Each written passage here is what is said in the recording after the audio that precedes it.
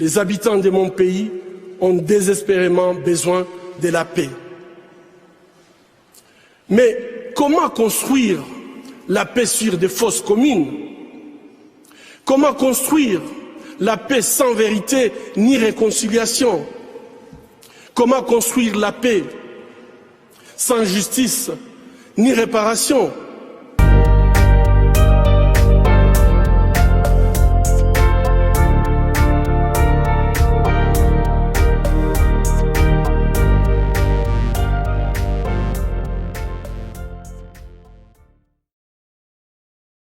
Excellence, Monsieur l'ambassadeur, bonsoir. Je suis très heureux encore une fois d'être avec vous pour décortiquer certaines situations dans notre diplomatie. Vous allez bien? Ça va, je vais bien, sauf que tout n'est pas rose dans notre pays. Justement, je pense qu'on va devoir parler de situations moins agréables que d'habitude. De toute façon, il n'y a pas grand-chose d'agréable à décortiquer au Rwanda, quoi. Ça va de mal en pis. Donc, le temps passe et on apprend des choses et tout change minute par minute, peut-être au pire. Donc, il faudra peut-être qu'on aborde la question directement, comme ça. En tout cas, je vous remercie de m'avoir invité. Et de toute façon, j'appartiens désormais à la maison. Je fais partie de l'équipe. Oui, bienvenue. Vous avez tout le temps la bienvenue. Hein. C'est comme chez vous, faites comme chez vous. Tout à fait.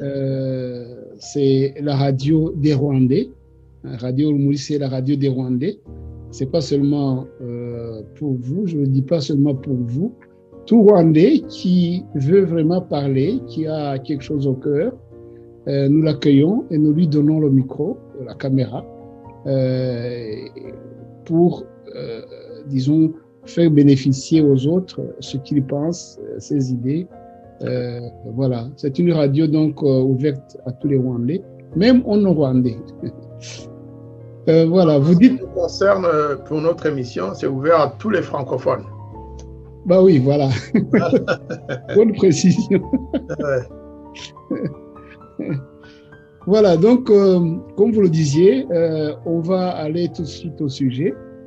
Des sujets qui ne sont pas gais, mais nous ne faisons pas les temps et les... Il y a une expression pour ça. C'est pas nous, si nous pouvions, hein, nous aurions changé les situations pour qu'elles soient meilleures, mais voilà, ce que nous pouvons, c'est d'informer, de faire savoir des situations qui parfois ne sont pas claires, qui parfois ne sont pas bien visibles, pour que les décideurs au moins prennent conscience et qu'ils fassent quelque chose. Ce qui est une bonne chose, c'est ça le rôle de la radio. Si nous vous avons invité ce soir, c'est parce que il y a justement un fait, une situation qui vient de se passer dans la diplomatie entre le Rwanda et les pays étrangers, et que nous voulions que vraiment vous nous donniez de votre lumière. Parce que depuis longtemps, on le dit, le gouvernement rwandais essaye, donc la diplomatie du gouvernement rwandais, du FPR, du président Kagame, est une diplomatie qui ne va pas dans le chemin de la diplomatie comme il se doit.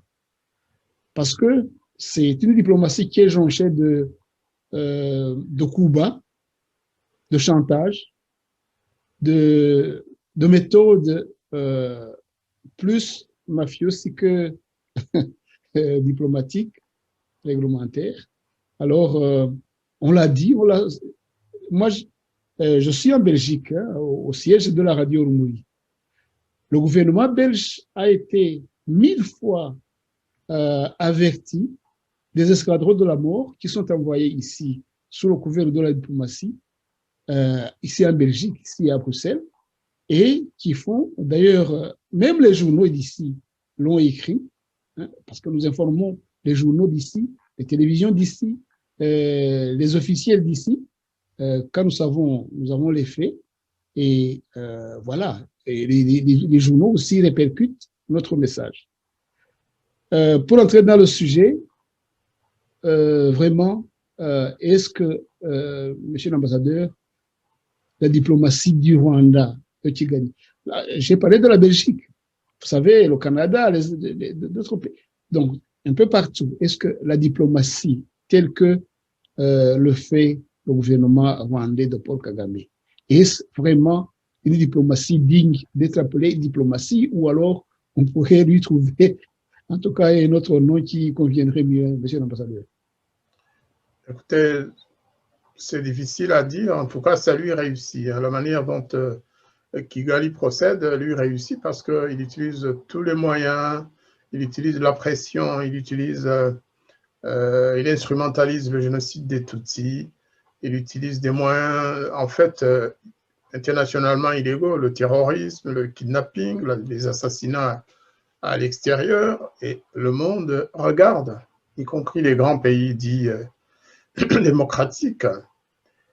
Et c'est ça qui est terrible. C'est ça qui est terrible parce que, comme vous le disiez, la presse belge a sans doute été saisie de la question. Il y a eu des articles, le gouvernement belge aussi en a été saisi, la police belge en a été saisie. Plusieurs cas peuvent être rappelés parce qu'ils ont été documentés. Il y a d'abord, il y a quelques années, l'ancien Premier ministre Faustin Twagiramungu avait été menacé de mort et d'assassinat. Eh bien, la police belge l'a averti et lui a même donné des moyens de protection, une escorte permanente, un véhicule blindé, je pense, avec tout ce qu'il faut pour empêcher un assassinat. S'ils l'ont fait, c'est qu'ils savaient qu'il y avait des équipes, des escadrons venus pour assassiner l'ancien Premier ministre. Il y a eu aussi le cas de Judy Revers. Elle a été aussi avertie par la police belge. Elle a eu les moyens de protection jusqu'à son départ de Belgique. Ils ont même identifié un des Rwandais vivant en Belgique, qui est connu de tout le monde, qui est allé la menacer à son hôtel. La police belge le sait. C'est une personnalité connue en Belgique, même si on ne donne jamais son nom, mais Judy Revers sait de qui il s'agit. Mais à la suite de ça, rien, il n'y a pas eu de suite. Il y a eu aussi des tentatives d'assassinat qui ont été étouffées dans l'œuf. Nous possédons des audios de personnes se trouvant au Rwanda et qui parlaient à quelqu'un qui se trouvait dans un aéroport belge et qui devait assassiner quelques personnalités, anciennes personnalités du FPR, qui seraient passées en ce moment-là en Belgique. Donc tout ça est connu. Ce qui est étrange et choquant, c'est qu'en fait, on observe une grande complaisance de tous ces pays occidentaux, notamment la Belgique, la France, l'Allemagne et les autres, hein, parce qu'en France aussi, on a déjà signalé des pressions pas gentilles à notre égard, mais il n'y a pas eu de suite. Il n'y a pas eu de suite aujourd'hui encore. Ça se poursuit. Au Canada, vous l'avez dit, en Australie, aux États-Unis, partout, la diplomatie de Paul Kagame est caractérisée par la violence ou par les menaces ou par le chantage ou par des actes terroristes. Le dernier en date qui a été enlevé en venant des États-Unis, en passant par Dubaï, c'est Paul Rusesabagina. Ça aussi, tout le monde le sait. Il y a eu d'autres. Récemment, on a parlé du kidnapping de Cassien Nhamuhanga au Mozambique. Oui, je ne vais oui. pas citer tous les cas connus de kidnapping, d'assassinat de gens habitant au Kenya, en Zambie, en Ouganda bien sûr, en République démocratique du Congo et ailleurs. En Afrique du Sud, avec l'assassinat de Patrick Karegeya. Patrick Karegeya, il a été assassiné, mais il y en a d'autres qui ont failli être assassinés. Il vient d'ailleurs inspirer un livre à la journaliste Michaela Rong Exactement. Mais récemment encore, il y a quelqu'un qui a été assassiné en Afrique du Sud. Donc, ce n'est pas terminé. il y a quelqu'un qui a été assassiné il n'y a pas 2 mois en Afrique du Sud. Il y a d'autres tentatives en Afrique du Sud. Il y a eu beaucoup d'assassinats au Kenya. Au Kenya, bien sûr. Uganda, toute la série qui ont suivi, Gafirita. Il y a un jeune homme dont on ne parle jamais, mais moi, personnellement, je sais qu'il a été enlevé de Tanzanie ou de Nairobi. Alexis, qui était du Parti social-démocrate, le PS Imberakuri. Monsieur l'ambassadeur, excusez-moi de vous couper la parole, mais qu'est-ce qui donne le droit de tuer, le droit de se comporter comme ça, comme un gangster, au président Kagame, pour qu'il aille partout dans le monde pour y faire régner la terreur, même chez les pays que nous croyons, en tout cas, démocratiques. Qu'est-ce qui lui donne son pouvoir? Il y a plusieurs choses, cher Aloïse, comme je le disais. Le premier, à mon avis, c'est son savoir-faire en matière d'instrumentalisation. Depuis 1994, il est passé maître vraiment dans l'instrumentalisation du génocide des Tutsis, où il s'est donné le beau rôle. Il s'est donné le rôle de celui qui était venu défendre la minorité Tutsi, qui a, malgré tout, finalement arrêté le génocide. Les deux sont faux. Il n'est jamais venu pour arrêter, pour défendre les Tutsis. Aujourd'hui, c'est patent. Il n'a jamais arrêté le génocide. Au contraire, nous le disons aussi souvent, on nous prendra pour finalement des vieux bavards du village, hein, mais c'est une évidence. Il n'a jamais arrêté le génocide. La preuve aujourd'hui. Même s'il aurait fait, voilà. Excusez-moi, même s'il aurait fait, même s'il avait arrêté le génocide, est-ce que cela lui donne le droit de tuer, de se promener partout dans le monde en sémant la terreur, en tuant ceux qu'il veut impunément? Je ne sais pas. J'essaie de poser la question au lieu et à la place de ceux qui nous suivent, mais moi non plus, j'ai du mal à comprendre. Je pense que les gens qui veulent savoir devraient poser la question à leur gouvernement, surtout les Occidentaux, les Français, les Belges, les Américains, les Canadiens, les Australiens, les Danois, les Norvégiens, parce que, vous savez, il a placé tous ses pions partout. Il a placé ses pions dans la diaspora rwandaise, justement envoyée pour ça. Il y a la fameuse communauté rwandaise de l'extérieur. Il y a des réseaux dormants du FPR qui ont infiltré nos mouvements, nos associations, nos partis politiques, des gens qu'on croyait avec nous, mais qui en fait sont venus pour noyauter nos actions, pour noyauter nos organisations. Ça se vérifie chaque jour, malheureusement, davantage.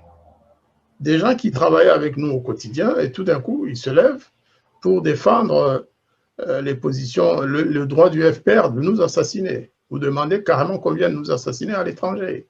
Donc, c'est des choses que nous devons examiner très sérieusement, mais les Belges qui souhaiteraient comprendre devraient poser la question au gouvernement belge. Pourquoi laissez-vous faire un assassin notoire, un terroriste, un assassin sans frontières, pour finir? Et pour Kagame, puisque vous utilisez le terme de droit, avoir le droit de le faire. Vous savez, Kagame, il ne fait pas beaucoup cas de... Le droit pour lui, ce n'est pas important. Ce qui est important, c'est de préserver son système, c'est de rester au pouvoir à tout prix. C'est ça qui compte. Et donc, s'il parvient à tromper la communauté internationale, à instrumentaliser le génocide, à se présenter comme le gentil contre les méchants génocidaires qui sont partout. Aujourd'hui, ils sont même, on trouve de dangereux génocidaires parmi les rescapés Tutsis du génocide. Ils passent à la trappe tous les jours, en prison, assassinat et toutes sortes de brimades. Jusque-là. Et les gens y croient.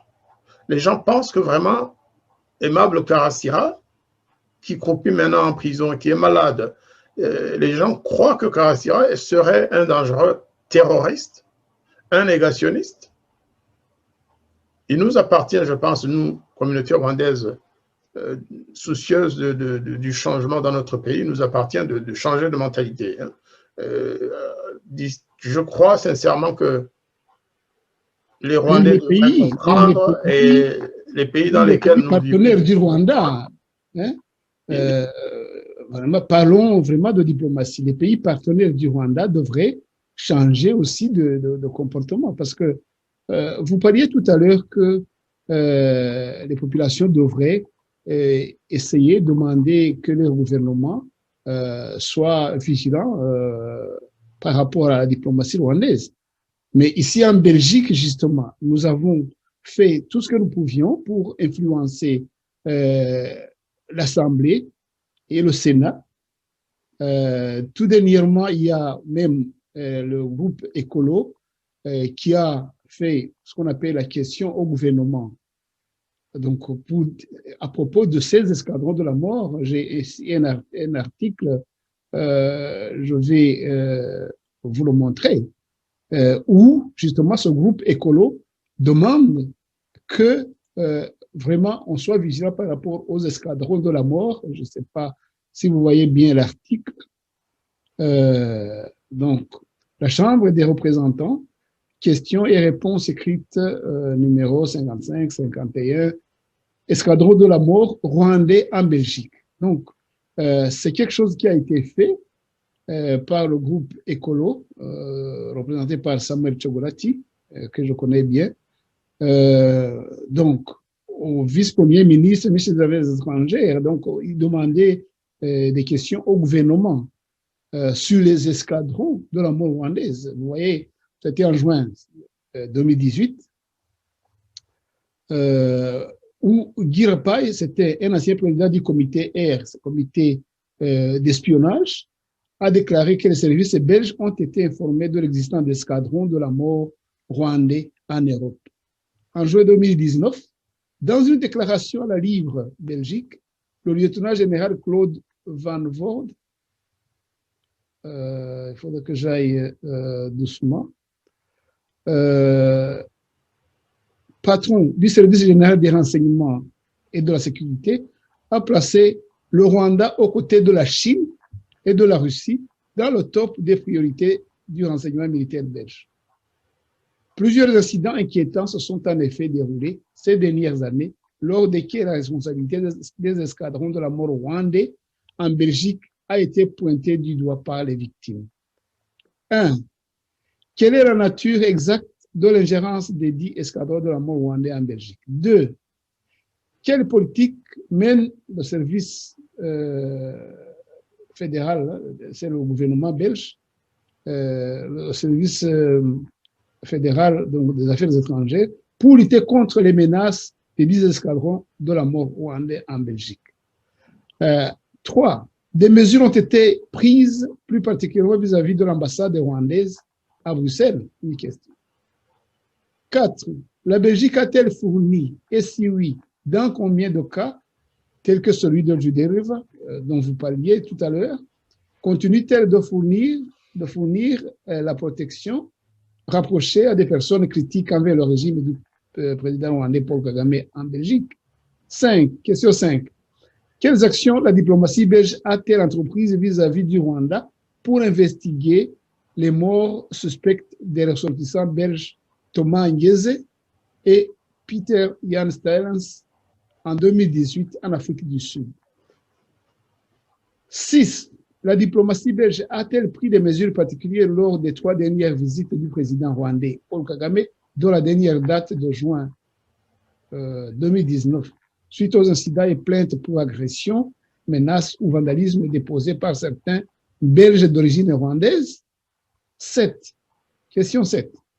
Quelles sont les actions concrètes mises en place par le service fédéral des affaires étrangères pour assurer la protection des Belges et Rwandais sur notre territoire contre les actions des 10 escadrons de la mort? Ça, c'est officiel. Hein? Vous parliez des peuples, des pays démocratiques qui sont partenaires avec le Rwanda et qui subissent ces mauvaises conduites de la diplomatie rwandaise. Nous poussons ces peuples, nous poussons ces institutions à agir, à être vigilants par rapport au gouvernement rwandais Mais c'est comme si, justement, comme vous le disiez, ils sont impuissants ou je ne sais pas par quel mécanisme on se le demande, on se le pose, parce que rien ne change. Alors, nous disons vraiment, quand je pose la question, qu'est-ce qui lui donne le pouvoir impuni, de rester impuni devant ces ingérences, devant. C'est une question, je pense, vraiment légitime. Vous savez, le Rwanda n'est pas un pays démocratique. Le Rwanda a un chef d'État qui dispose de tous les moyens du pays, et qui a la possibilité de faire tout ce qu'il veut tous les jours, d'utiliser l'argent du pays comme il veut, y compris les cadeaux que lui font les pays occidentaux. Il peut les utiliser pour les combattre. Ça aussi, il faut que ça se sache. Alors que les pays européens, la France, la Belgique, eux, n'ont pas cette possibilité. Et moi, je soupçonne vraiment un phénomène qu'on devra peut-être approfondir. Je crois que certains dirigeants occidentaux sont sous le chantage, vivent sous le chantage, d'une manière ou d'une autre, du gouvernement rwandais. Je ne sais pas ce qu'ils lui ont fait, je ne sais pas pourquoi il a tellement d'emprise, Kagame, sur les dirigeants occidentaux. En tout cas, j'ai l'impression qu'il inspire la peur, et qu'il a des soutiens indéfectibles qui savent très bien ce qu'il a fait et ce qu'il fait aujourd'hui.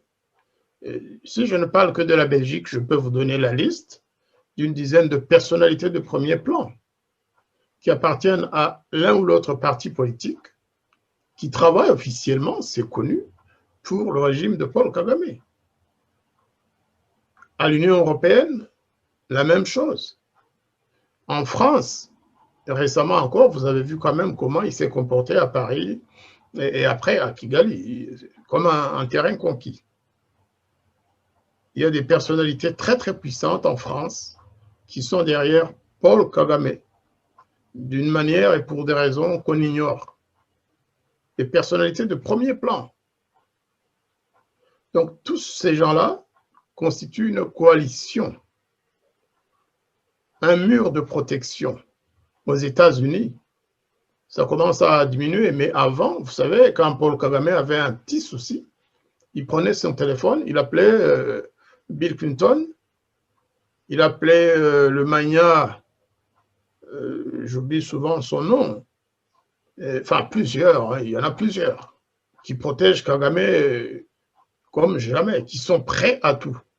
Et chaque fois qu'il a des difficultés, je l'ai constaté, ces hommes d'affaires américains viennent au Rwanda, soi-disant pour visiter les gorilles hein, dans les parcs, soi-disant pour lancer des projets ou pour acheter des terres d'où l'on a chassé les paysans rwandais, pour leur confier la gestion de ces terres, ou alors des gens qui viennent pour construire des aéroports ou d'autres infrastructures. C'est tout, il a une coalition, vous savez, quand vous avez un bouclier de protection qui est plus forte que tous les assauts qu'on peut vous porter, eh bien, vous survivez. Il a neutralisé. C'est un danger réel pour l'équilibre de la sous-région et de l'Afrique et du monde entier. Regardez, Aloïse, regardez aujourd'hui. Le Rwanda est coupé de tous les pays voisins. Les rapports des Nations Unies sortent tous les jours qui condamnent, qui dénoncent l'immixtion du Rwanda dans les affaires congolaises, les massacres de Béni, les pillages divers, la guerre maintenant qui sévit à Minembwe parce qu'on ne peut pas l'appeler autrement. Les Banyamulenge et les anciens alliés de Paul Kagame eux-mêmes, aujourd'hui, dénoncent un plan d'extermination des Banyamulenge pour installer des opposants burundais, c'est beaucoup dire. Moi, je pense que c'est plutôt pour faire de l'espace à l'armée rwandaise, même si elle aura, je suis certain, elle aura fort à faire hein, de ce côté-là. Tout ça, c'est des choses que seul le Rwanda peut faire dans cette région. S'il y avait un pays de la région qui s'aviserait à attaquer le Rwanda ou à pénétrer sur le territoire rwandais, vous verriez l'avalanche de dénonciations, de critiques, de condamnations qui tomberait sur ce pays. Donc, moi, je crois que il faut, comme je l'ai dit, que les opinions des pays qui nous hébergent, du moins les personnes qui sont conscientes de cette situation, qu'elles posent des questions à leur gouvernement, mais surtout nous, les Rwandais. Il faut qu'on fasse aussi un examen de conscience. Est-ce qu'on n'a jamais osé parler vrai à toutes ces personnalités belges, françaises, américaines qui soutiennent l'assassinat de nos parents dans le pays? Mais des fois, nous sommes aussi impuissants parce que nous, si le Parlement belge est allé jusqu'à demander des explications au gouvernement pourquoi ces espions rwandais ne sont pas arrêtés, donc pourquoi le gouvernement ne fait rien, c'est parce qu'ils sont conscients, nous leur avons expliqué le problème. C'est pas de cela que je parle, justement. Ici. Ça, c'est comme si vous lanciez une pierre dans une brousse quelque part, indifféremment, sans trop savoir où vous lancez la pierre. Moi, je crois que nous devons changer de stratégie. Nous devons cibler. Notre adversaire, ce n'est pas que le gouvernement rwandais. Nos adversaires, ils sont nombreux et ils sont belges, ils sont français, ils sont américains, ils sont allemands, ils sont suisses, c'est-à-dire toutes ces personnalités qui forment un réseau vraiment de protection, qui constitue le bouclier de Paul Kagame et du gouvernement du FPR, qui massacre pourtant ces populations. Il faut qu'on cible ces personnes-là, qu'on s'adresse à eux, à elles, ces personnes assez puissantes de ces pays, des pays dans lesquels nous vivons. Il faut qu'on les désigne publiquement.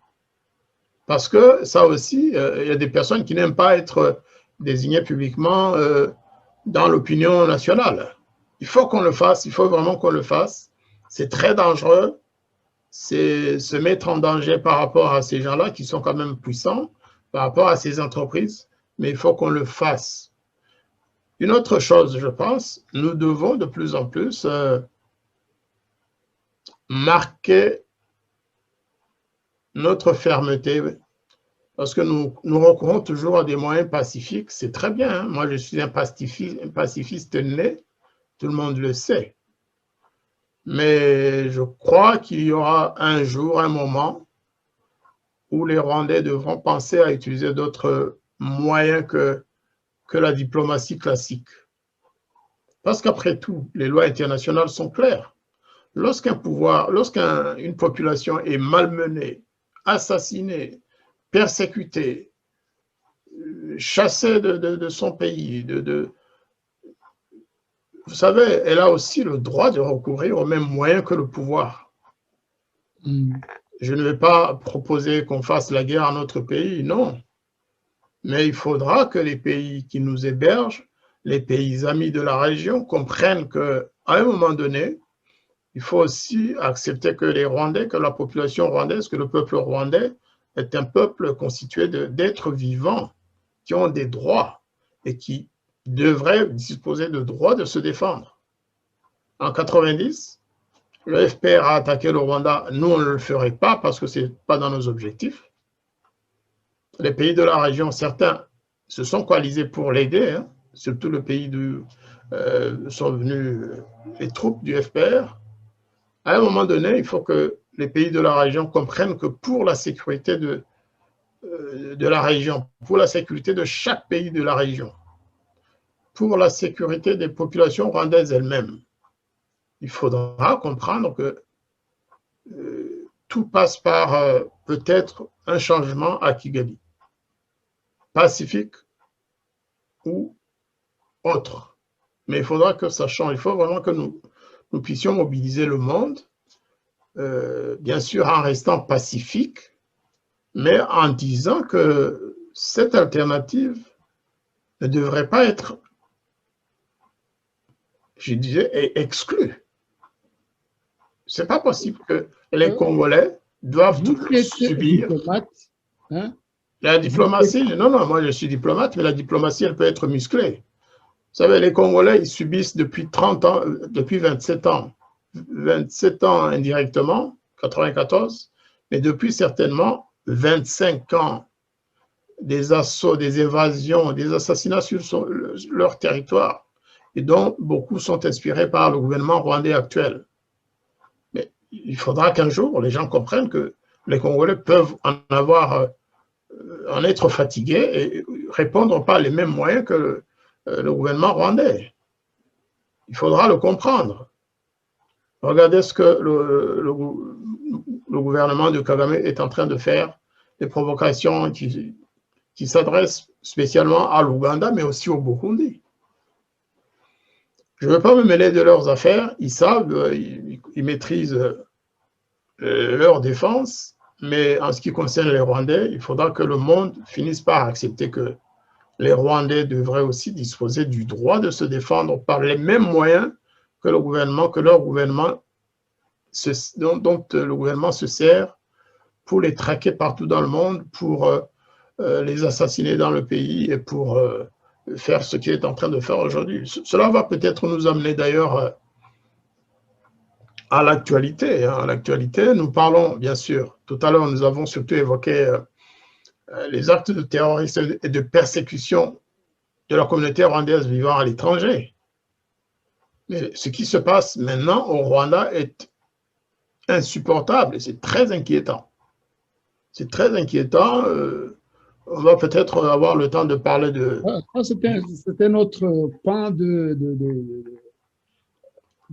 méfaits de cette impunité. Tout à fait. Donc, c'est les résultats, les conséquences de cette impunité dont jouit un président qui tue, qui est devenu comme un éléphant dans un magasin de porcelaine, impunément. Vous avez vraiment raison. Je pense que après 27 ans de pouvoir, le monde l'a bien connu. On ne peut pas dire qu'on n'a pas connu la personnalité de Paul Kagame, ni les faits et les gestes, ni en tout cas les crimes. Hein? Nous avons utilisé les vrais mots, les mots justes. Le monde ne peut pas dire qu'il ne connaît pas les crimes du président Kagame. On les connaît. Il y a des rapports qui dorment dans les tiroirs. Il y a le mapping report, il y a le rapport mapping qui dort dans les tiroirs les prix Nobel ne cessent de dire, voilà, essayez de faire un travail sur les rapports que vous avez commandés. Les Nations Unies ne veulent rien faire. Et je sais que vous avez raison lorsque vous dites que si l'on utilise d'autres moyens, ce sera parce que, par impuissance, parce qu'on n'est pas écouté. On a crié, ça fait 27 ans, on n'a pas été écouté. Je vous parlais de notre travail ici en Belgique, déformé. Personnellement, j'écris aux autorités à la main. Ils me répondent même. Mais aucune action. Et je me dis, ce n'est pas possible quand même. Ils le savent bien. Alors, vous dites bien, si il y a des choses qui vont par après déraper, ça sera cette fois-ci la faute aux gens qui n'auront pas pris leurs responsabilités. Pour avancer un peu dans le sujet, allons un peu poursuivons la diplomatie de ces pays, justement, qui vont, parce que le partenariat, c'est 2 personnes. Donc, il y a les ambassades de Kigali qui sont dans ces pays-là, ces pays dits de démocratie, et leurs ambassades aussi qui sont accréditées à Kigali, auprès de Paul Kagame. La diplomatie va dans les 2 sens. Mais elles aussi, ces ambassades, ne sont pas épargnées. C'est ce qui me...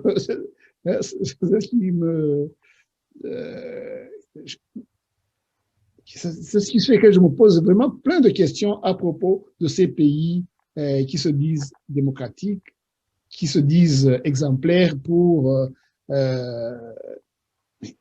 ces ambassades aussi sont malmenées par ces espions de Kigali. Ils sont infiltrés, ces ambassades. Et ces ambassades sont débordées par disons, la main, parce qu'ils sont aussi proches du pouvoir de Kigali. Je pense que c'est eux qui sont vraiment en première ligne. En première ligne. Je pense que ces pays-là de démocratie sachent que leurs ambassades ne sont pas protégées là où ils sont à Kigali. La dernière, dernièrement, il y a une activiste rwandaise qui vit ici en Belgique, qui a fait une démarche d'exposer justement les violations des droits de l'homme auprès de ces ambassades. Et dans une de ces ambassades, l'ambassade des Pays-Bas, pour ne pas la nommer, a bloqué le compte de l'activiste qui leur avait, disons, exposé les violations des droits de l'homme. Sur le compte Twitter de l'activiste, elle a vu que l'ambassade des Pays-Bas l'avait bloqué. C'est pas possible. Comment peut-on informer les gens qui ne veulent pas être informés? Mais c'est aussi quelque chose qui dépasse l'entendement dans la diplomatie, je suppose. Il faut dire les choses. Hein. Vous parlez, parce que j'ai lu ça aussi dans la presse rwandaise. Vous parlez certainement de l'ambassade des Pays-Bas. Oui, c'est ça. L'ambassade des Pays-Bas à Kigali. Il faut désigner les choses. Il y a effectivement une de nos activistes qui a écrit des messages Twitter et qui les a adressés à l'ambassade de Hollande des Pays-Bas à Kigali. Et puis le lendemain, il s'est rendu compte que c'est pas son compte qui a été bloqué, mais c'est la communication avec le compte Twitter de l'ambassade. C'est-à-dire que l'ambassade l'a bloqué en fait. Comme ça se passe sur Twitter. Et ensuite, elle est repartie à l'attaque, elle a dénoncé ce fait, et l'ambassade a dit, ben, en fait, on ne sait pas comment ça s'est passé, on va enquêter. Moi, je soupçonne que l'ambassade puisse avoir raison, malheureusement, parce que ce n'est pas les Hollandais de l'ambassade qui font tout dans cette ambassade-là. En tout cas, il y a quelqu'un qui a bloqué le compte de notre compatriote. Donc, ça veut dire que si ce n'est pas l'ambassade elle-même, en tout cas, ce n'est pas l'ambassadeur qui gère son compte Twitter, hein, c'est le secrétariat de l'ambassade. Ça veut dire qu'il y a quelqu'un qui ne veut pas que la Hollande ou que l'ambassade de Hollande à Kigali soit au courant de ce qu'écrivait cette personne. C'est ce que ça veut dire. Mais là aussi, ça devrait demander une enquête et qu'elle soit connue, qu'elle soit publiée, qu'on sache qui a fait ça. Parce que la Hollande, les Pays-Bas ne sont pas habitués, c'est pas des habitués de ce genre de pratique. Même si parfois ce pays a déjà procédé à des extraditions aussi sauvages que surprenantes, sans qu'on sache vraiment ce qui s'est passé. Est-ce que c'est la police qui l'a fait sans consulter ou sans suivre les procédures en la matière? En tout cas, il y a des problèmes. Ça procède du même phénomène en fait. Il y a tellement de pression à Kigali sur les ambassades et dans le monde sur les gouvernements que finalement, notre sort nous appartient. Je ne veux pas utiliser l'argumentaire qui est très cher à Paul Kagame. Vous savez que chaque fois que Paul Kagame est en Europe, ou qu'il reçoit des journalistes occidentaux et qui lui posent des questions sur les droits de l'homme, il attaque directement en utilisant des arguments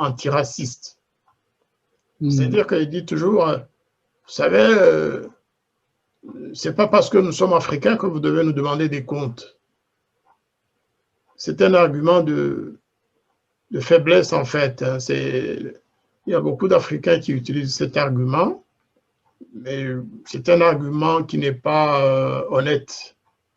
Les droits humains sont universels et une journaliste ou un journaliste français, belge, américain ou autre a le droit de poser des questions sur les violations des droits de l'homme.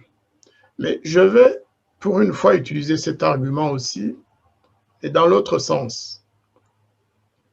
Je me demande vraiment parfois s'il n'y a pas de racisme derrière l'attitude des pays occidentaux, surtout européens. Pourquoi je le dis? Je le dis parce que, en observant l'attitude des gouvernements français, belges, et européens en général à l'égard de certains pays occidentaux, à l'égard par exemple de la Russie, à l'égard de la Biélorussie, à l'égard de la Chine, ce n'est pas un pays occidental, mais c'est un pays du Nord, un pays développé, eh bien on a l'impression que la vie d'un Biélorusse compte plus que celle de 1000 Rwandais. Récemment, il y a eu un journaliste biélorusse qui a été enlevé, un avion qui a été détourné. Et il s'est fait arrêter à l'aéroport, justement, en Biélorussie. Eh bien, quelques jours après, récemment en tout cas, ils ont déjà pris des mesures, ils ont sanctionné, ils ont pris des mesures contre des officiers. Oui, tout le monde s'est levé comme un seul homme pour. Ah, oui, tout à fait. Il y a des décisions, il y a des sanctions prises contre des ministres biélorusses. Dans le même temps, un Belge d'origine rwandaise, Paul Rusesabagina, a été kidnappé, proprement kidnappé. Et le gouvernement rwandais l'a avoué. Il a avoué avoir financé cette opération de kidnapping international, donc d'enlèvement forcé. Eh bien, il me semble qu'il n'y ait pas eu de sanctions contre les membres du gouvernement rwandais. Est-ce que c'est que la vie de Paul Rusesabagina compte pour des prunes? À un moment donné, c'est ce qu'on va commencer à croire. C'est-à-dire que la vie de Rwandais, d'Africains, je m'excuse d'avoir utilisé l'argument de Paul Kagame, en l'occurrence, celle qui consiste à brandir le racisme à tous les coins de rue. Mais en l'occurrence, pour ce cas précis, je demande aux dirigeants européens, aux dirigeants français, aux dirigeants belges, pourquoi ils ne défendent pas les droits des hommes africains autant qu'ils le font s'agissant de la Russie, par exemple. Est-ce que vraiment la Russie viole plus les droits de ses citoyens que le Rwanda? Ou alors, tout simplement, c'est parce qu'il s'agit de citoyens européens blancs qui sont dignes d'être défendus par la communauté européenne. Il faut que nous puissions parfois utiliser les mêmes arguments que Paul Kagame, parce qu'apparemment c'est efficace. Sauf que venant de nous, ça ne sera jamais efficace. Ils vont dire laissez les brères, ça ne prendra jamais. Voilà, nous on ne représente aucun danger, on ne représente aucun moyen de pression, mais nous devons continuer à le dire, surtout oser le dire, bien sûr au risque d'être mal payés par les gens qui nous hébergent sur leur territoire. Mais nous devons pouvoir le dire. Hein. Après tout, c'est quand même des États de droit, des pays où on peut au moins se défendre. Il faut qu'on pose cette question. Il y a du racisme en l'air. Je vais vous parler de l'affaire Karasira au Rwanda. Si vous voulez bien, Aloïse, on peut passer à l'affaire Karasira parce que... oui, mais avant de passer à cette affaire des prisons, je voudrais un peu comprendre, surtout pour nos téléspectateurs, l'ambassade a un responsable normalement qui a les codes d'un compte, qui utilise le compte, qui peut bloquer quelqu'un. Parce que la même personne, l'ambassade, après avoir fait l'enquête, a donné des injonctions à cette personne de débloquer le compte de l'activiste. Donc, la même voie de blocage, c'est la même voie de déblocage. Donc, l'enquête n'est pas difficile à effectuer. Et ça a été débloqué finalement? Oui, son compte a été débloqué par l'ambassade. Pourquoi Radio Urumuri n'appellerait pas l'ambassade de Hollande à Kigali pour demander ce qui s'est passé? Nous voulons d'abord avoir des éclaircissements de quelqu'un qui est expérimenté dans les affaires diplomatiques comme vous. Non, pas expérimenté dans ce genre de magouille, hein, parce que là, il y a des magouilles. Moi, je sais comment ça se passe normalement dans une ambassade normale. Une ambassade normale ne va pas commencer à chipoter, à traquer des opposants du pays. Non, l'ambassade de Hollande n'a pas le droit d'entrer dans cette logique de traquer ou de bloquer les opposants ou les activistes rwandais vivant à l'étranger. Ça, c'est la normalité, quoi. C'est la normalité. Donc, ce qui s'est passé... On cherche des avis, des gens avisés dans la diplomatie. Non, pour ça, Loïs, il n'y a pas... Personne ne peut expliquer ça. Personne... Oui. Seul l'ambassadeur ou la personne qui a bloqué notre compatriote peut l'expliquer, parce que c'est inexplicable. C'est pas normal, c'est irrégulier, c'est illégal. Bien sûr que l'ambassade a son compte. Elle peut bloquer qui elle veut. Moi aussi, il m'est arrivé de bloquer des personnes malveillantes. Hein, parce que quelqu'un qui passe son temps à m'insulter... Oui, une activiste qui informe et certaines violations, parce que j'ai montré tout à l'heure l'échange sur le tweet avant qu'il soit bloqué, ou même après qu'il ait été débloqué, c'était des propos polis hein, de quelqu'un, une activiste qui informe pour que éventuellement l'ambassade creuse et voit ce qu'il en est. Mais bloquer le compte de quelqu'un qui les informe, je pense que c'est pas vraiment l'attitude. Même nous, en privé, si quelqu'un veut t'informer de ceci ou de cela, en tout cas, la solution, c'est pas de le bloquer. Donc, la meilleure solution, c'est de rendre ça public. Voilà. Une telle attitude devrait être dénoncée publiquement par nos organisations. Mais il faut qu'on ait bien sûr l'information, que la personne concernée nous fasse le point, qu'elle nous dise voilà ce qui s'est passé. Mais il faudrait que de temps en temps, on réagisse publiquement, qu'on dénonce. Qu'on dénonce cette ambassade-là. Nous sommes dans un cheminement qui ne s'arrête pas ici, à cette émission. Je dis que nous recueillons les informations et les avis, parce que ce n'est pas tout le monde qui connaît comment fonctionne la diplomatie. Et après, on verra avec l'activiste, on verra avec l'ambassade. Nous, comme une radio neutre et indépendante, nous le ferons et nous essaierons d'éclaircir à ceux qui nous suivent cette situation. Donc, c'est évident. Mais il fallait quand même que on en parle. Non, justement, on est en train de réfléchir ensemble, en fait. Il faut que, face à une telle situation, qu'on soit conséquent. L'ambassade de Hollande a une unité diplomatique au Rwanda, et lorsqu'elle pose ce genre d'action qui contribue à brimer les exilés rwandais, nous, ça ne nous engage à rien. Nous devons absolument l'affronter et lui dire ce que nous pensons, collectivement si possible. Hein. Vous savez, encore une fois, ces pays n'aiment pas qu'on les dénonce, n'aiment pas qu'on les mette en cause. On ne peut pas mettre l'ambassadeur en prison. Hein. La seule façon, c'est le dénoncer publiquement, le répéter. Peut-être que ça fait réfléchir les autres ambassades.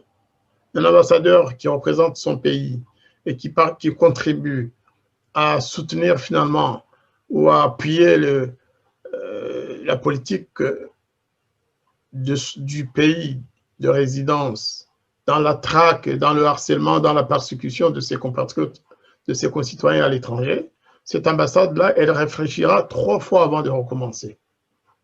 C'est mon avis. Je crois que... Et ensuite, elle va peut-être prendre des actions. Si c'est un Rwandais ou une Rwandaise qui a pris cette décision sans autorisation de l'ambassadeur ou de l'ambassade, eh bien, que cette personne soit sanctionnée. Parce que c'est grave quand même, hein. C'est très grave. Oui, je m'imagine que la personne capable de le faire à une activiste peut aussi faire certaines actions à l'issue de l'ambassadeur ou de la... Ah, bien sûr, bien sûr.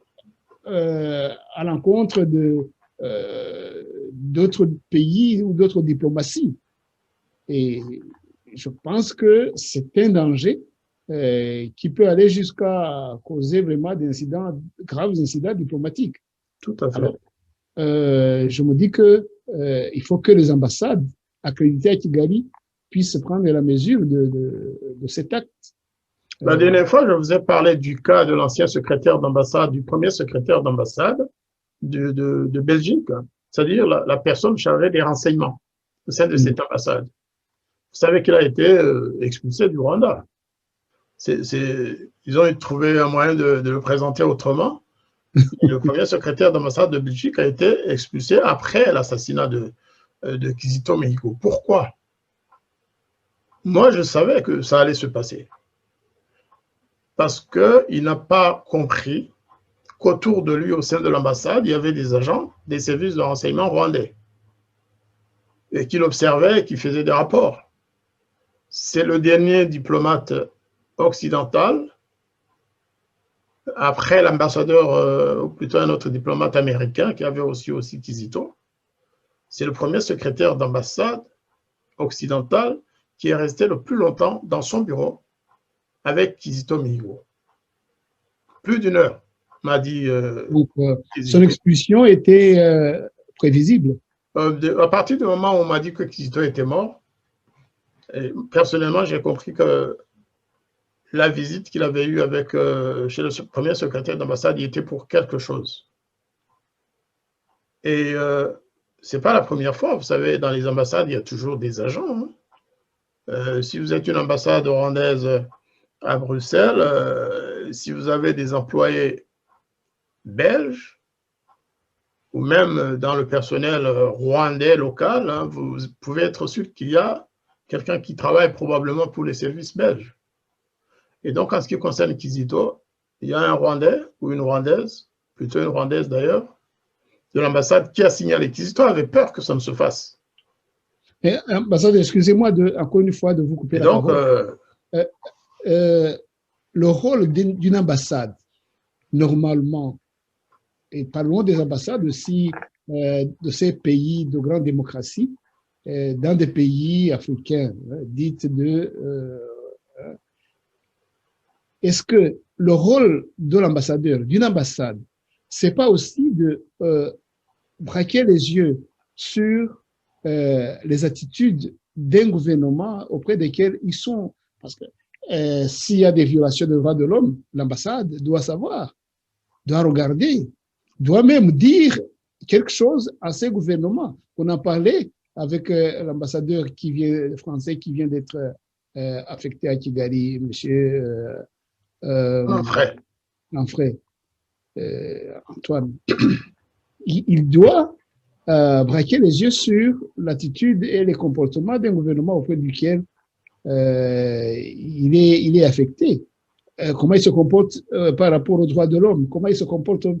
Alors, si le premier secrétaire d'ambassade belge a aussi fait quelque chose ou dit quelque chose, ou en tout cas a réagi aux droits de Kizito Mihigo, parce qu'on l'a torturé, on l'a emprisonné inutilement, en tout cas sans... Donc, c'était son droit, c'était sa mission d'ailleurs. C'est pas pourquoi il a été expulsé, c'est parce qu'ils ont découvert qu'il avait des relations assez spéciales avec Kizito Mihigo et qu'il était probablement en train de l'aider à partir. C'est ça. Et donc, ils ont été dénoncés par un agent rwandais travaillant au sein de l'ambassade belge. Sinon, vous savez, l'espionnage, C'est partout comme ça. Rappelez-vous, il y a un peu plus de 15 ans, je pense, non, même plus, les États-Unis avaient construit une nouvelle ambassade à Moscou. Mais ils ont dû tout démonter. Hein. Pourquoi? Parce qu'ils se sont rendus compte que tous les matériaux utilisés étaient truffés de microbes lors de la construction. Donc, vous avez beau être une puissance, vous avez beau avoir les meilleurs services de renseignement et de contre-espionnage, mais l'autre arrive toujours à passer au travers. Et c'est là peut-être qu'on doit se poser des questions. De quels moyens dispose Paul Kagame pour être aussi fort dans l'espionnage, y compris à l'égard de ses amis? Parce que c'est ça la vérité. Vous avez suivi il y a 2 mois, je crois, un diplomate rwandais à Washington qui s'est introduit dans une salle, qui a participé à une réunion Zoom dans une salle de classe d'un des enfants, Rusesabagina. On l'a su, on en a parlé, mais le diplomate, il est toujours aux États-Unis, il n'a pas été inquiété. Alors que c'est un acte d'espionnage évident. J'imagine que si un Chinois ou un Coréen l'avait fait, les États-Unis pouvaient demander son expulsion. Parce qu'on a déjà eu des cas pareils. Mais c'est un Rwandais, un rescapé Tutsi, qui a échappé au génocide, donc il est intouchable. Vous savez, parfois quand on utilise ce terme d'instrumentalisation, il y a des personnes qui sont choquées, mais ce n'est pas... C'est très, très sérieux. C'est un moyen, ça procure une immunité. Quand vous êtes rescapé officiellement, eh bien, vous êtes rescapé pour la vie et vous êtes intouchable même quand vous faites des bêtises. C'est ce que disait l'autre jour quelqu'un qui dit, mais on m'a retiré le droit d'être rescapé.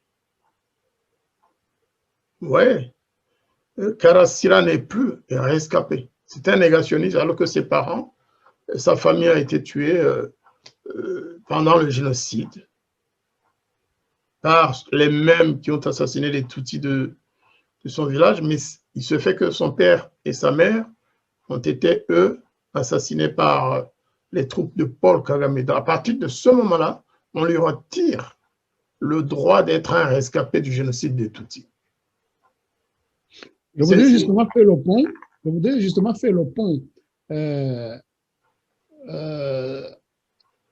Enjambé, en allant vers le dossier de Karasira, parce que actuellement, il est Tutsi, on sait qu'il est Tutsi, qu'il est rescapé du génocide des Tutsis de 1994, et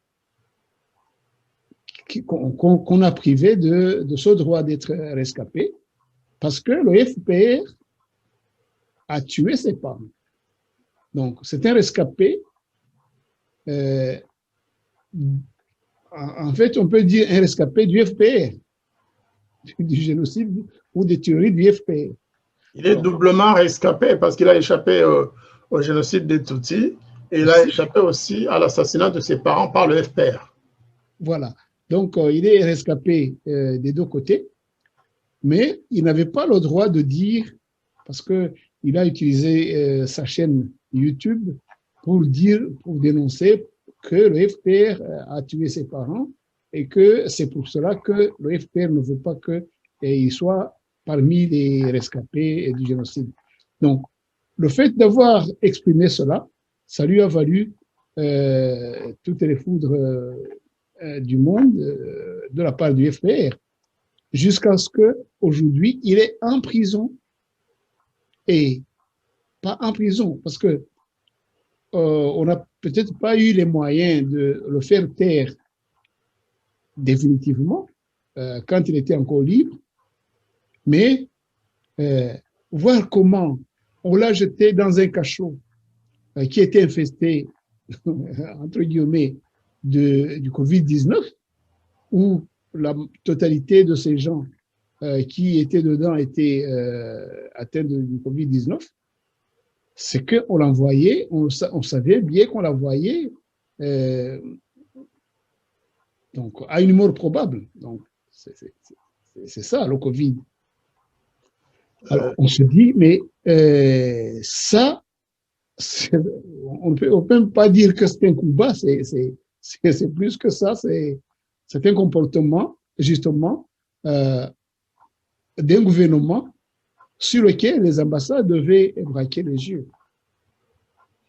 Écoutez, je vais parler bien sûr de Karasira parce que c'est vraiment lui qui est à la page, hein, y compris aujourd'hui, y compris il y a une heure, parce que j'ai suivi tout ce qui se passe autour de ce cas à Kigali.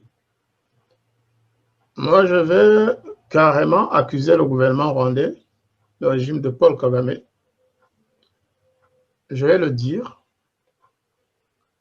J'accuse le régime de Paul Kagame de chercher à éliminer l'opposition naissante au Rwanda en utilisant le Covid-19.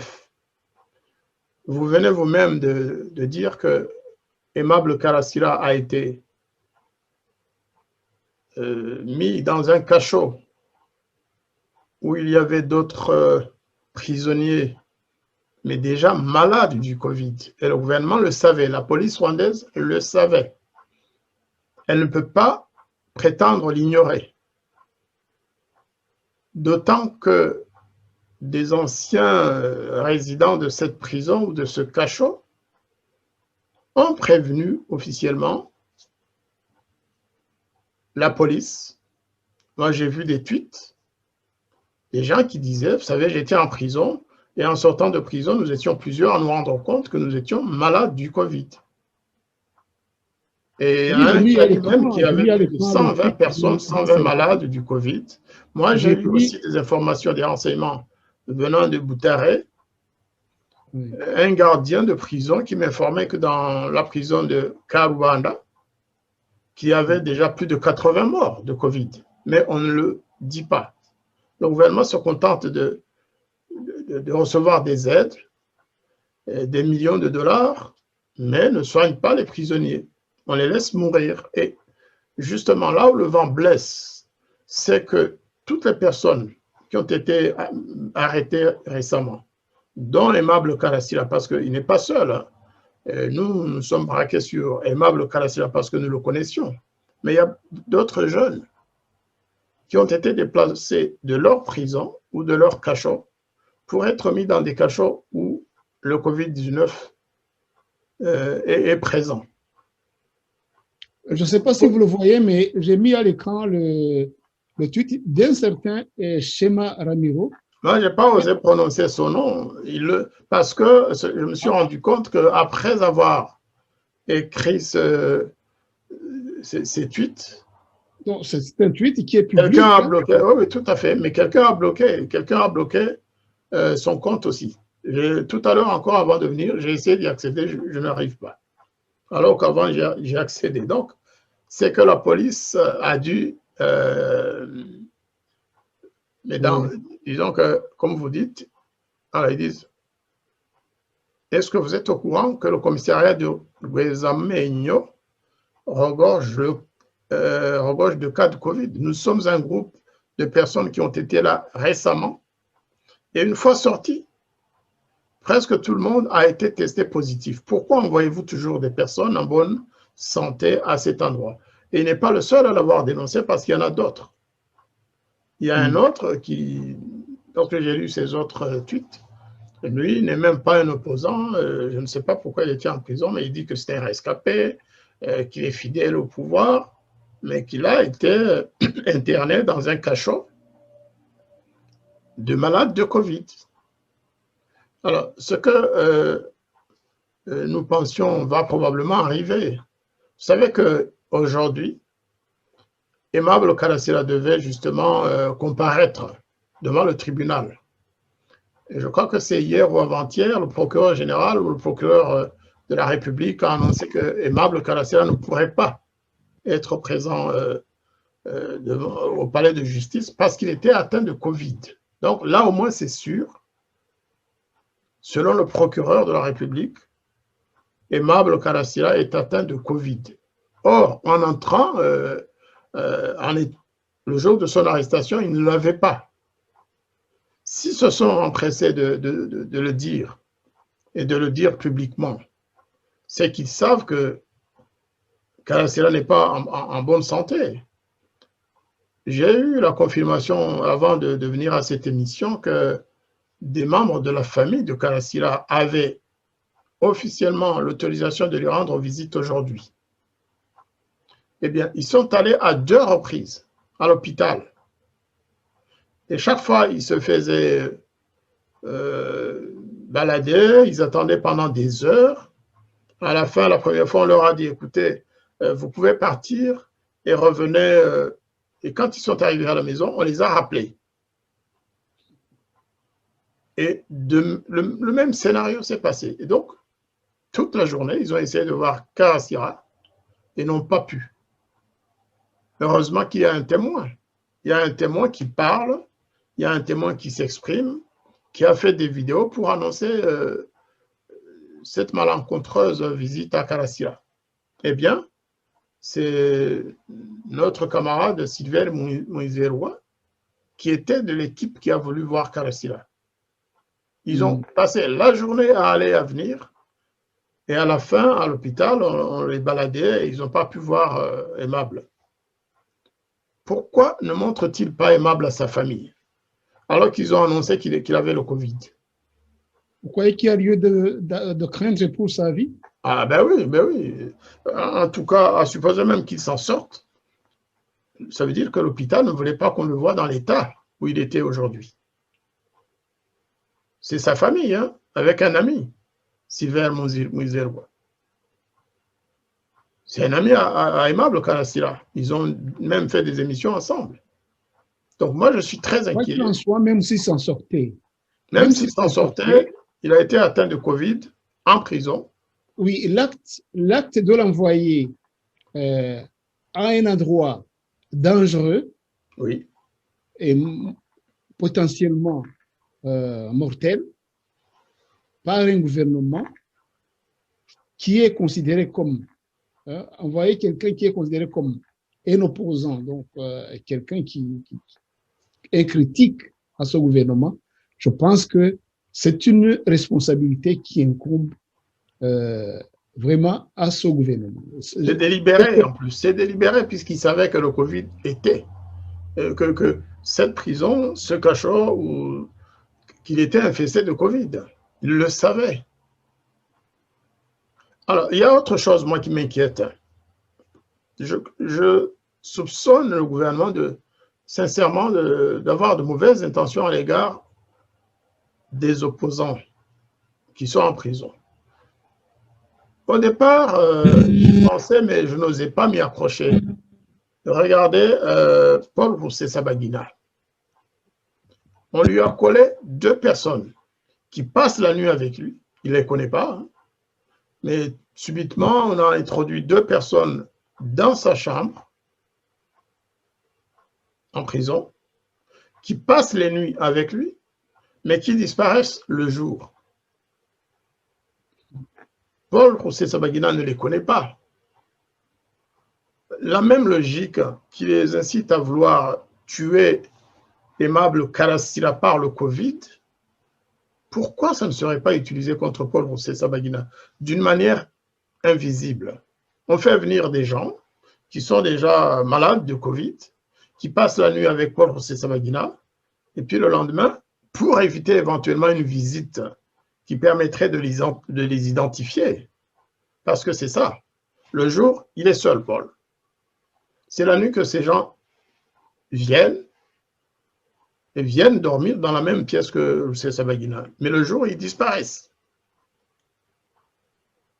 Vous pensez que c'est innocent tout ça? Moi, je crois vraiment qu'il y a des choses qui se préparent ou qui sont déjà engagées, qui sont en cours.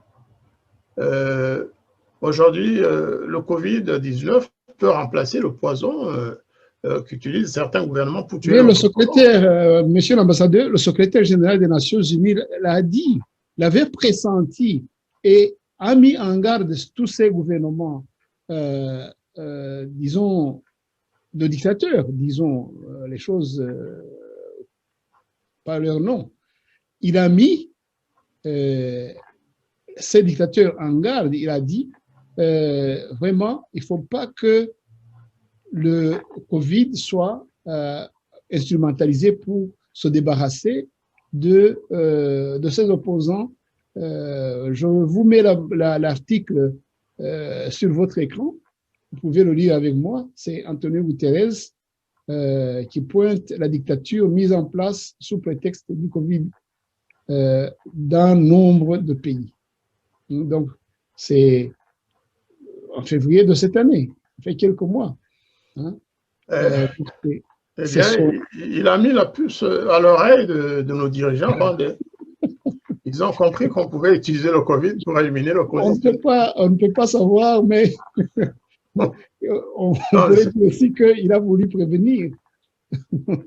En tout cas, personnellement, puisque c'est moi l'invité de ce soir, je le dis, cher Aloïse, vraiment j'accuse le gouvernement de Paul Kagame de chercher à tuer Aimable Karasira et d'autres opposants et autres activistes en utilisant le Covid, parce qu'il est prouvé qu'ils ont été exposés à cette maladie délibérément. Ils ont été introduits dans des cachots qui étaient déjà infestés de Covid, où il y avait des malades de Covid, où il y avait une promiscuité intolérable même en temps normal. Alors, mettre des prisonniers ensemble dans la promiscuité, en sachant qu'il y a des malades de Covid, pour moi, l'intention est claire, c'est pour en profiter afin d'éliminer l'opposition intérieure. Et si jamais vraiment il arrivait quelque malheur à Aimable Karasira, il faudra que Paul Kagame et son régime soient tenus pour responsables de cette mort si jamais Aimable ne s'en sortait pas. Et par rapport à ce qui s'est passé aujourd'hui, le fait que l'hôpital, sur l'instruction de la police et du tribunal, refuse à sa famille de le voir, eh bien, ça fait penser que tout n'est pas normal. Ceci doit être considéré comme une alerte. Si rien de mauvais, si rien de dramatique, si rien de tragique n'arrive, tant mieux. Mais si jamais il se passait quelque malheur, si jamais il arrivait quelque chose à Aimable Karasira et à ses camarades qui ont été arrêtés sans motif, parce que nous ne savons pas, par exemple, où se trouve Ida Manié, Yvonne, et leurs camarades arrêtés comme ça intempestivement. Nous ne savons pas dans quelles conditions sont ceux qui sont accusés de terrorisme et d'avoir envahi le Rwanda. Les Calixte Sankara, les Herman Haimana et les autres. Peut-être qu'ils vivent la même situation, peut-être qu'ils sont dans des conditions où le Covid, où ils ont été exposés au Covid intentionnellement. Parce qu'on ne peut pas. Pourquoi on n'a pas testé les prisonniers qui étaient dans la salle ou dans le cachot où a été conduit Aimable Karasira? Parce que Karasira n'avait pas le Covid avant d'entrer. Donc, je tenais à le dire. C'est peut-être imprudent de ma part, mais il vaut mieux prévenir que guérir. La vie de notre compatriote est en danger.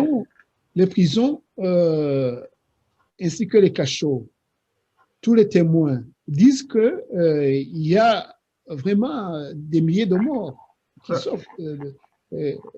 Et que presque tout le monde, vous avez vu le témoignage de quelqu'un qui est venu de là, presque tout le monde est atteint. Ouais. Pourtant, justement, le secrétaire général des Nations Unies avait dit qu'on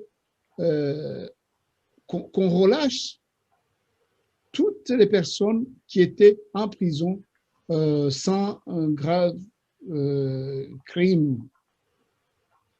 Hein? Mais au Rwanda, au lieu de cela, on prend les gens parce que quelqu'un a réclamé ses droits, ils vont en prison. C'est les envoyer à la mort. Donc, c'est l'inverse de ce que les Nations Unies ont demandé. Alors, on se dit, Donc, si on regarde tout ça dans la globalité, avec tout ce que vous avez dit, c'est une opération qui est en cours en utilisant le Covid, de se débarrasser de ses opposants, de ses voix dissonantes. Et comme ça, voilà, c'est le Covid. Parce que ça ne peut pas être autrement.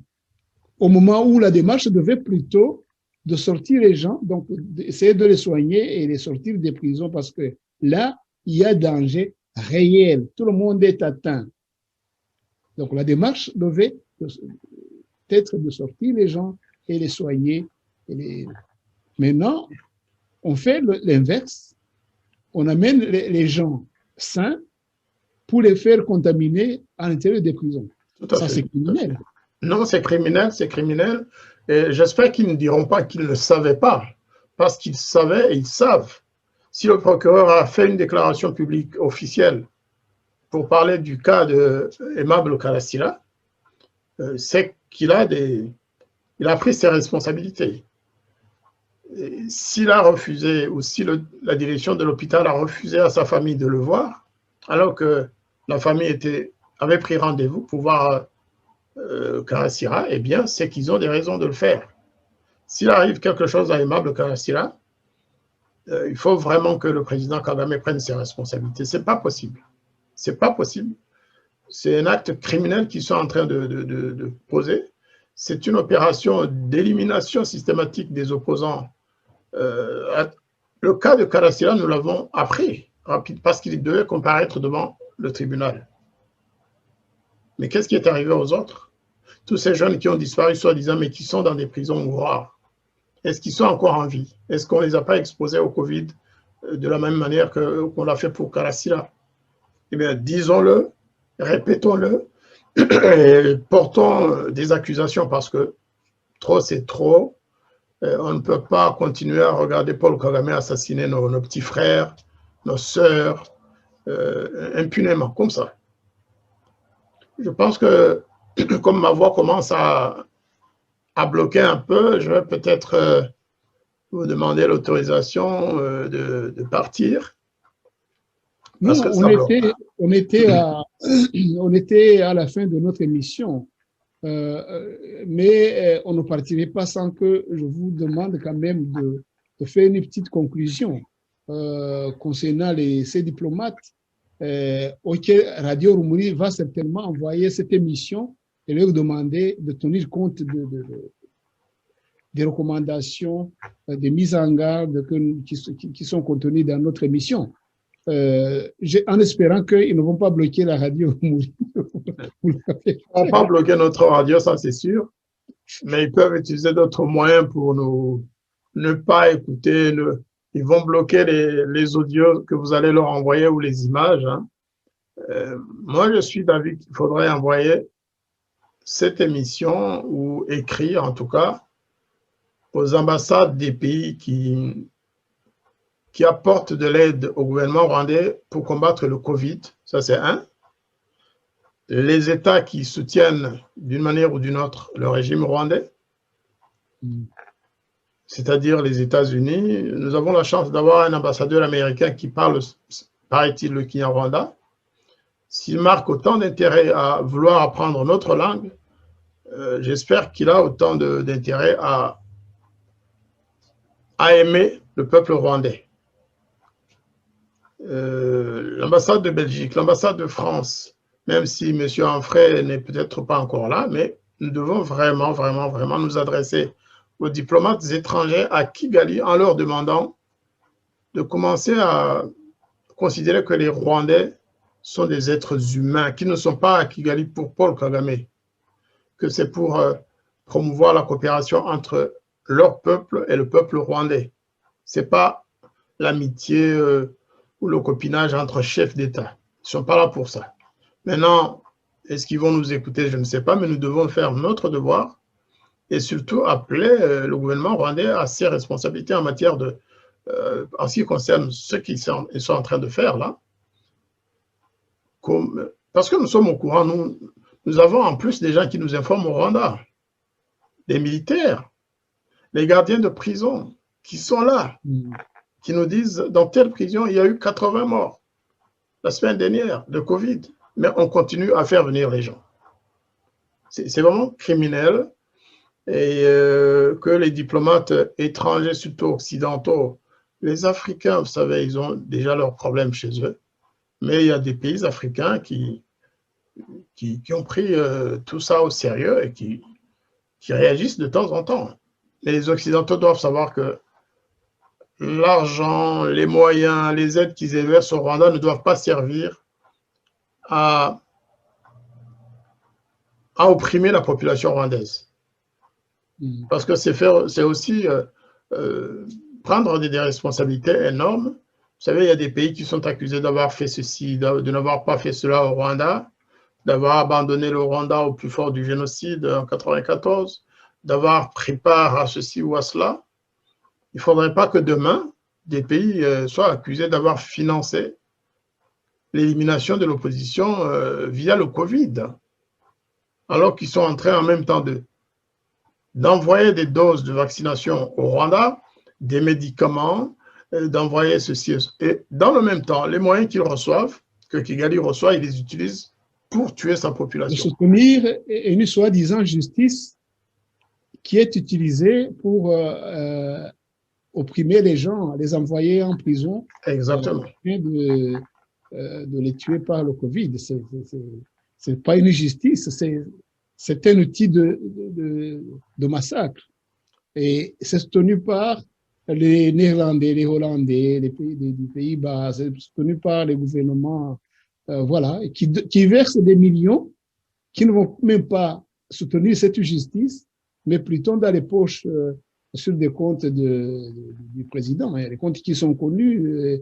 Un président qui a 3 avions, un président d'un petit pays comme le Rwanda, sans ressources, avec 3 avions privés. Et je pense qu'on ne peut pas douter de la destination de ces fonds qui vont, soi-disant, pour aider la justice.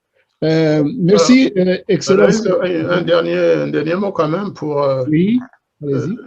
Une fois encore, témoigner ma solidarité et mon soutien aux familles des personnes qui sont à Kigali, Paul Rusesabagina, qui risque gros dans cette affaire. Hein.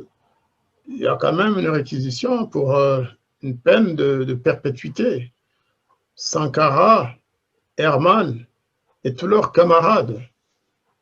Il faut aussi que nous soyons prêts à prendre nos responsabilités. Si ces personnes, effectivement, abandonnées finalement de leur pays, aussi comme Paul Rusesabagina qui est belge, je ne pense pas que la Belgique ait fait tout ce qu'il fallait. Je ne pense pas que les pays occidentaux qui prennent des sanctions comme ça à la seconde pour sanctionner les ministres biélorusses, parce que la Biélorussie, et ils ont raison, la Biélorussie a kidnappé un journaliste de l'opposition, semble-t-il. Mais que les mêmes gouvernements gardent le silence, que la France, qui est quand même la patrie des droits de l'homme, garde un silence complice face à cet acte de terrorisme, l'enlèvement forcé, le kidnapping de Paul Rusesabagina.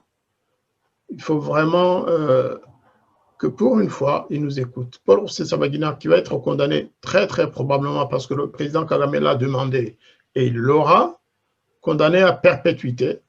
Il est exposé à des gens qu'il ne connaît pas et qui ont probablement le Covid. Il faut que les pays occidentaux qui soutiennent le Rwanda sachent que les Rwandais apprécient très très mal ce soutien. Il ne l'a pas kidnappé pour lui octroyer une coupe ou une médaille. Hein. Mais le problème, c'est que ces mêmes gouvernements qui sanctionnent la Biélorussie ou des dirigeants biélorusses ou des ministres biélorusses, ils n'ont pris aucune mesure contre les ministres rwandais, en particulier celui qui a avoué avoir financé l'opération de kidnapping. C'est quand même, c'est très très peu sérieux, ou pas sérieux du tout. Sûr, hein. Ouais. Voilà, donc c'est vraiment le mot de la fin. C'est pour marquer ma solidarité avec la famille de Paul et les familles de ses co-accusés au Rwanda. Je vous remercie.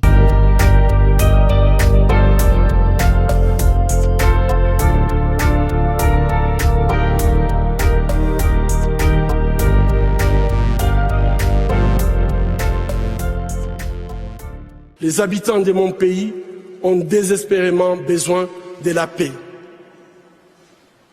Mais comment construire la paix sur des fausses communes? Comment construire la paix sans vérité ni réconciliation? Comment construire la paix sans justice ni réparation?